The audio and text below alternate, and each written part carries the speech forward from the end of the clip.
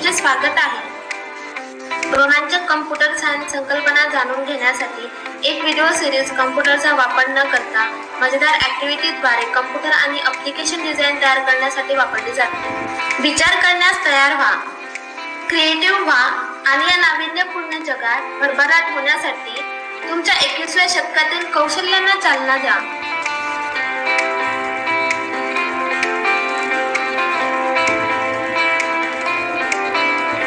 या पाठात आपण एका ठिकाणाहून दुसऱ्या ठिकाणी जाण्याचा सर्वात लहान मार्ग शोधण्याचा मनोरंजक रीत पाहूया। तर कल्पना करा की तुमच्या मित्राने तुम्हाला त्याच्या वाढदिवसाच्या पार्टीला आमंत्रित केले आहे। तो कुठे राहतो हे तुम्हाला माहिती आहे, पण तिथे कसे जायचे हे तुम्हाला माहिती नाही, म्हणून तुम्ही कुणाला तरी दिशा विचाराल।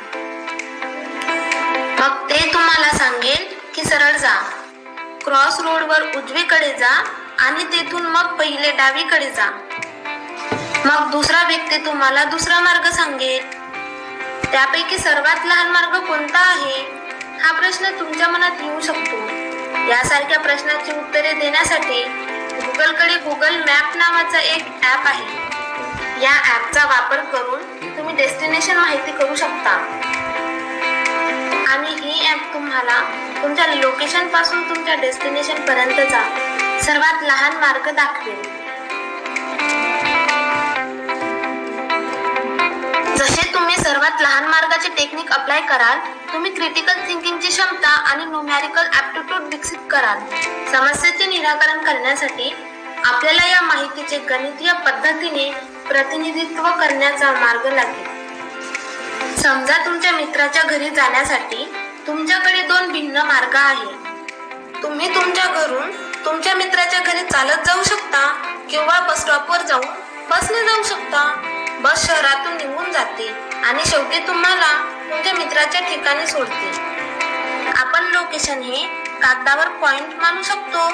जर एका पॉइंट पासून दुसऱ्या पॉइंटवर जाण्याचा मार्ग असेल तर आपण ते पॉइंट जोडू। तुम्हाला तुमच्या घरापासून बस स्टॉपवर जायचे आहे।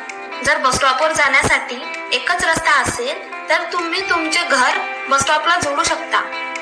त्यांच्यामधील अंतर हे रेषेवर किंवा रेषेच्या वर एक संख्या म्हणून लिहिलेली आहे। अशा प्रकारे आपण सर्व ठिकाण एकत्र जोडू शकतो। या आकृतीला आलेख म्हणतात। एकदा आपल्याकडे आलेख आला की आपण या आलेखवर काही हा आलेख तुम्ही व्हिडिओमध्ये पाहिला आहे। पहिले वर्तुळ तुमचे घर दर्शवते, दुसरे वर्तुळ बस स्टॉप दर्शवते आणि तिसरे वर्तुळ हे तुमच्या मित्राचे घर दर्शवते। तुमचे घर आणि बस स्टॉप मधील अंतर 1 किलोमीटर आहे। बस स्टॉप पासून तुमच्या मित्राच्या घरापर्यंतचे अंतर 2 किलोमीटर आहे आणि तुमच्या घरापासून तुमच्या मित्राच्या घरापर्यंतचे अंतर हे 4 किलोमीटर आहे। पुढे जाण्यापूर्वी याबद्दल एक ज्ञान देऊ इच्छिते। तुमच्या लोकेशन पर्यंतचे सर्वात कमी अंतर हे तुमच्या डेस्टिनेशन पर्यंत पोहोचण्यासाठी तुम्हाला मदत भेटत असलेल्या प्रत्येक लोकेशनच्या अंतराची बेरीज होय। एकूण 3 लोकेशन असल्यास तुम्हाला त्यापैकी प्रत्येक लोकेशनचा सर्वात लहान मार्ग निवडणे आवश्यक आहे। तुमच्या डेस्टिनेशनचा सर्वात लहान मार्ग मिळवणे हे लक्षात घेऊन तुम्ही प्रत्येक ठिकाणाला भेट देणार आहात आणि काही स्टेप लागू करणार आहोत। आपण एक टेबल तयार करणार आहोत। टेबलमध्ये 3 कॉलम आहेत आणि 3 रो आहेत। टेबलमध्ये 3 लोकेशन आहे। पहिला कॉलम ABC या स्थानाचे प्रतिनिधित्व करते। दुसरा कॉलम त्या स्थानाचे सर्वात कमी अंतर दर्शवते आणि तिसरा कॉलम तुम्हाला सांगते की तुम्हाला कोणत्या लोकेशनवरून ते अंतर मिळाले आहे। सर्वात कमी अंतर कोणते, तर यामध्ये तुम्हाला ते शोधण्यात मदत होईल। शेवटी दुसरा कॉलम सर्वात कमी अंतर शोधतो आणि तिसरा कॉलम आपल्याला मार्ग शोधण्यास मदत करतो जो आपण घेऊ। तर आपल्याकडे 3 कॉलम आणि 3 रो आहेत। मी या लोकेशनला A, B आणि C असे नाव देते, जेणेकरून आपल्याला ते टेबलमध्ये लिहिणे सोपे होईल। मी असे गृहीत धरते की तुम्हाला त्यापैकी कोणतेही अंतर माहिती नाही, पण तुम्हाला ते अंतर पार करायचे आहे. तुम्ही अज्ञात देखील लिहू शकता. तुम्हाला तिसऱ्या कॉलम मधील मूल्य सुद्धा माहित नाही, पण तुम्हाला त्यांना देखील पार करायचे आहे. तर ठीक आहे, आपण ए पासून सुरुवात करू, कारण ए हे तुमचे घर आहे. आता तुम्ही स्वतःला विचारा की ए चे शेजारी कोण आहे? तर ते बी आणि सी आहेत आणि त्यांचे अंतर 1 आणि 4 आहे. आता आपण जी मूल्ये मांडली आहेत ती मूल्ये आपल्याला कुठून मिळाली आहेत? तर ती मूल्ये आपल्याला ए पासून मिळाली आहेत. या टप्प्यावर आपण असे म्हणू शकतो की ए कडे जाणारा सर्वात लहान मार्ग बी आहे आणि तो फक्त 1 किलोमीटर अंतरावर आहे. तर ए बद्दल काय मग? ए हे 0 आहे, कारण ए हे तुमचे घर आहे आणि तुम्हाला कुठेही प्रवास करण्याची गरज नाही, कारण ते ए द्वारेच आहे. पुढे ए चे 2 शेजारी आहेत, तर त्यातून आपण बी निवडतो, कारण बी मध्ये सर्वात कमी अंतर आहे आणि तुम्ही त्याला भेट दिली आहे असे ए ला टिकमार्क चिन्हांकित करतो, कारण तुम्हाला ए वर आधीच भेट दिलेल्या सर्व लोकेशनचा ट्रॅक ठेवू इच्छिता की तुम्ही बी इथे आहात. बी चे शेजारी कोण आहेत? ते ए आणि सी आहेत. आपण ए ला दुर्लक्ष करू शकतो, कारण ए ला आम्ही आधीच भेट दिली आहे. बी पासून सी पर्यंतचे अंतर 2 आहे आणि आपण पाहतो की टेबल मध्ये विद्यमान अंतर 4 आहे. 2 हे 4 पेक्षा कमी आहे का? होय, पण आपण अंतर 2 असे ठेवणार आहोत?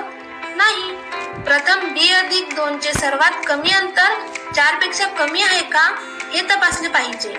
बी चे सर्वात कमी अंतर किती आहे आणि ते 1 का आहे? कारण तुम्ही तुमच्या सर्वात कमी अंतराच्या तंत्राच्या शेवटच्या भूतकाळात माहिती प्राप्त केली. त्यामुळे प्रत्यक्षात सी पासून बी चे अंतर 3 आहे. लक्षात ठेवा की तुम्ही सुरुवातीला नमूद केले आहे की सर्वात कमी अंतर हे लोकेशन मधील सर्वात कमी अंतराची बेरीज आहे. तर ते प्रत्यक्षात 3 आहे आणि 3 हे 4 पेक्षा कमी आहे, म्हणून मी ते 3 मध्ये बदलवणार आहे आणि तुम्ही ते अपडेट करणार आहात. तिसऱ्या कॉलम वरील मूल्य बी असेल, कारण तुम्ही बी वर आहात आणि तुम्ही ते अंतर सी मध्ये बदलवले आहे.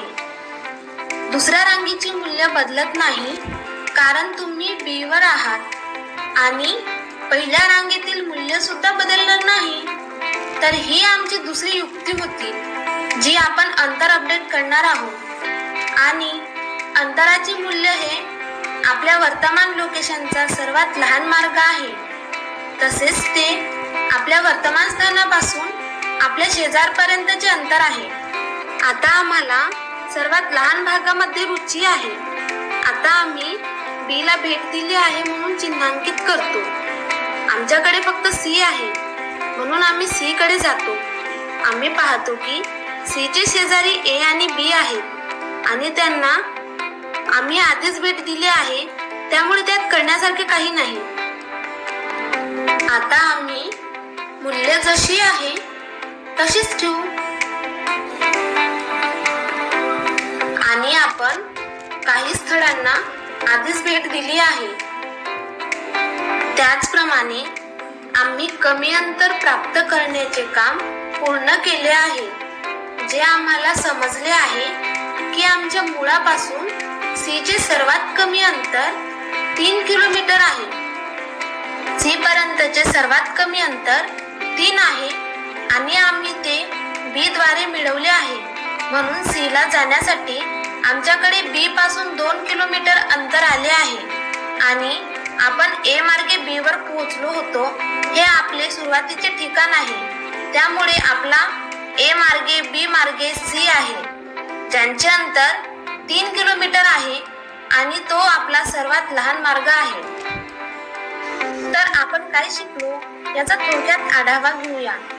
प्रथम तुमचे शेजारी कोण आहेत ते शोधा आणि तुम्ही ज्या शेजाऱ्यांना आधीच भेट दिली आहे त्यांना काढून टाका. दुसरे, तुमच्या प्रत्येक शेजाऱ्यांच्या अंतराची गणना करा आणि जर काही अंतर विद्यमान अंतरापेक्षा कमी असेल तर माहिती अपडेट करा. नंतर सर्वात कमी अंतर असलेले स्थान निवडा आणि त्या स्थानास भेट द्या. जोपर्यंत तुम्ही सर्व स्थानांना भेट देत नाही तोपर्यंत सुरूच ठेवा.